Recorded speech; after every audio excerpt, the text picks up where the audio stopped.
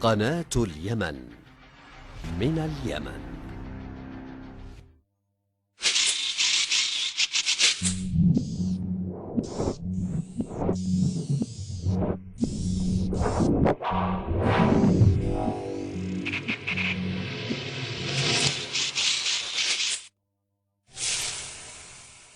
صنعت شركات سعودية أحذية بشكل العلم اليمني مفصحة عن الحقد الدفين المتربع بجوف النظام السعودي تجاه اليمن وثقافته. هذا اليمني الغيور التقط صورة وهو يضع الحذاء الذي يحمل شكل العلم اليمني فوق رأسه، وقام بنشرها في مواقع التواصل الاجتماعي.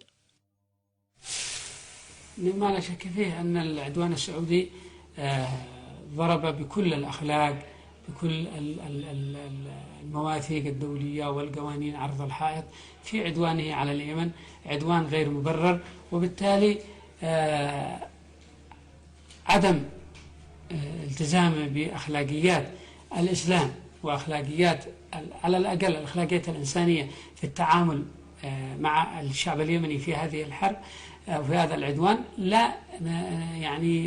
لا نستغرب أن يعمل مثل هذه الأمور، لأنها تدخل في إطار عدم أخلاقية هذا العدو الغاشم الذي جاء ويدمر ويقتل الناس، وبالتالي لا نستغرب منه هذا التصرف.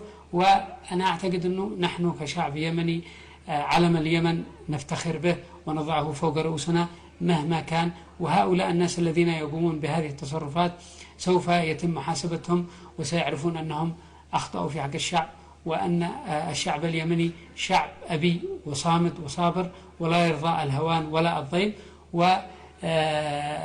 ونقول أنه مهما وصلت بكم الأخلاق إلى أدنى مستوياتها، لكننا شعب اليمن سوف نواجهكم بالأخلاق، وسوف نتعامل بكل ما يحتم علينا ديننا الإسلامي، ولن نصل إلى ما وصلتم إليه من انحطاط وانحدار في أخلاقكم. ونقول لهذا المواطن اليمني: عشت وسلمت، وكل أبناء اليمن الصامدين الصابرين عشتم وسلمتم، وسوف ننتصر على هذا العدو الغاشم.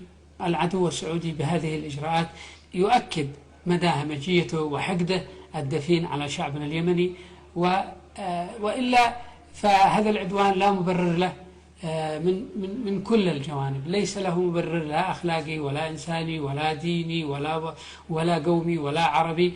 وبالتالي كما قلت أنه الشعب اليمني يتعرض لظلم، يتعرض لعدوان غاشم، ولا نستغرب كما قلت من هذا العدو أن يعمل مثل هذه التصرفات، وهو عمل أسوأ منها بقتل الناس، بتدمير البنية التحتية، بفرض الحصار الجائر. هذه ليست إلا شيء بسيط، ولكننا نقول أنه الشعب اليمني مثل هذا المواطن يضعون علم بلادهم وعلم الجمهورية اليمنية فوق رؤوسهم، وسيظل العلم اليمني مرفوعا رغم أنف هذا العدوان ورغم أنف كل من تآمر على اليمن.